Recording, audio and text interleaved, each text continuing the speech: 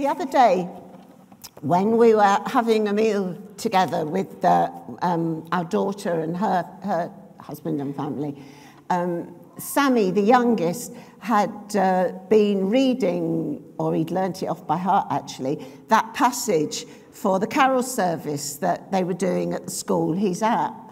And I think it must have really hit Kirsty, again, listening to the words from her son this time. And we were talking about it, and then she said, do you know, she said, oh, God, it absolutely freaked me if an angel appeared and told me I was going to be pregnant again. And I said, you think that? What about if I had an angel appearing? I mean, it's a freaky story, isn't it? I'm just going to tell you a story this morning. And it's a true story. And it's something that happened to me. We were in Oldham, where we lived, at the time when there was a sudden increase of people moving into and settling from Pakistan and Bangladesh.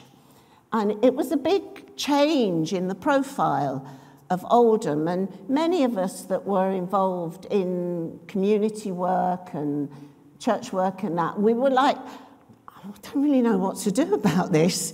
You know, we felt really, well, I felt really lost. I don't know what my role is in this. And wanted to reach out, but didn't know if I had what it needed, didn't know how to do it. At that time, I was taken into hospital, and I really wasn't very well, but I was on one of the larger of the new small wards that they have now, you know. And I was in a bed in the corner, and I wasn't very well, so a lot of the time I was turned away because I was just coping with myself. In that ward, there was a Pakistani woman, an older Pakistani woman, and a younger Bangladeshi woman, I found out. But the racism going on that ward was absolutely awful. It was going across the ward from one to another. It was about how stupid they were, how bad their food was, how awful their kids. It was dreadful. And I'm lying in this bed and I'm going, oh God, please don't ask anything. I just don't feel like I can, but I knew it was wrong. I was kind of deeply disturbed in my mind about it. And the nursing staff, bless them, we didn't have any translators at the time. You know, we hadn't got round to that or anything. So the nurses do what us Brits do best when we don't speak the language, and shouted. You know, it's just sort of an instinct, isn't it? You say it over again and a bit louder. But sometimes when you're behind those walls that are called curtains that don't actually cut out the sound, it was really quite troubling that they were shouting, because all their intimate stuff was being shouted out in the ward. I was really troubled by it. Anyway, the two women spoke virtually no English, so this is why it probably was so bad. But night time comes, and get a little bit of sleep, not much, and then I needed to get up to pay a visit. And you know what it's like when you've got a drip up and you go trundling with your drip, don't you? You've probably all been there, had your trundle with a drip at some time. And as I moved and turned over to get out of bed, the ward was all quiet, but there was just a pool of light from the bed lamp onto this one bed.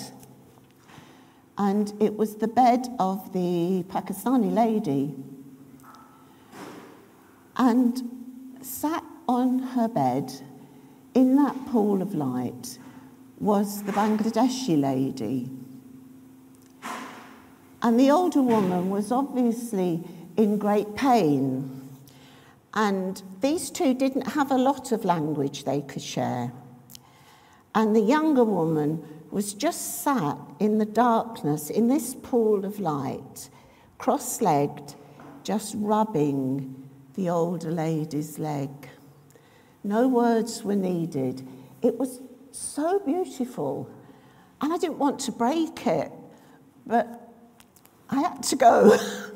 So I'd sort of tried to smile the odd time during the day at them, and I tried to do the same as I went past them to the loo. And I don't know whether I looked like a grimace or what, but I did my best, and then I came trundling back with me stand, and the older lady goes like this to me and beckons me over. She pats the bed to say, sit down. And we have a conversation without any words. And it starts off with, I have 3 children. Got it? I have 3 children. So I go back, yes, I have 3. No babies now, all children. And we have a little conversation like that, which was quite lovely in itself. But the next thing that happened was she pointed to my cross and she goes, pray, me, pray, she, pray, and invited us to pray together. And we sat on that bed in that pool of light, joined through prayer in a way that I've never really quite known since. It was truly profound. It touched the very depth of my being. As we finished that time of praying, could see the older lady was still in considerable pain.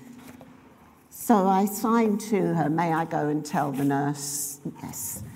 So I went to the nurse and I said, you know, I'm really not trying to tell you your job, but I've just been and I don't think her pain is well controlled, and sort of trundled off back. And they came and they helped her.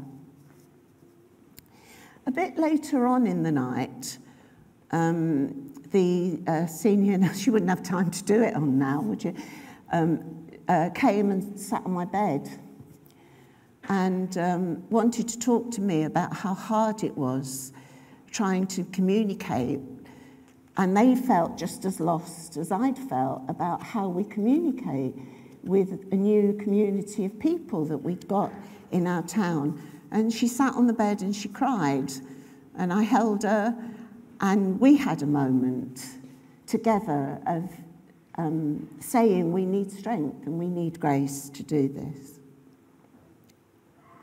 I don't know what happened on that ward that night. I don't know who saw. There wasn't much to hear. I don't know who saw or what happened. But on the morning, and for the rest of the time we were in, there was not one racial slur on that ward.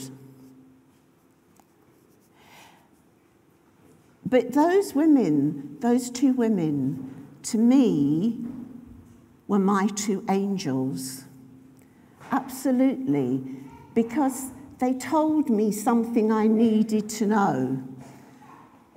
They told me that human beings are all the same. It doesn't matter what package we come in, what language we speak, what our bodies look like, or anything. And they told me that if I had the strength, I could reach out. And out of that incident, there came many things that happened and that I was privileged to be part of in Oldham. One was setting up a project between 3 mosques and our Anglican church, and that still exists to this day, that project, on the ground, which I give all praise to God about. But the other thing it started was that I was just about to go into chaplaincy. And I have here, shining on the altar, a candle. And if you want to look at it at the end, it's quite beautifully decorated. And it was decorated and given to me by the first Muslim chaplain that we managed to get into our trust as a hospital chaplain all those years ago. And by the grace of God, many of the chaplains gave up 1 hour of pay a week to pay properly a Muslim chaplain to work with us. And I put all that to those two angels, modern day messengers who tell us things we need to know and we need to hear. Who are your angels? And to whom are you an angel? May God bless us all. Amen.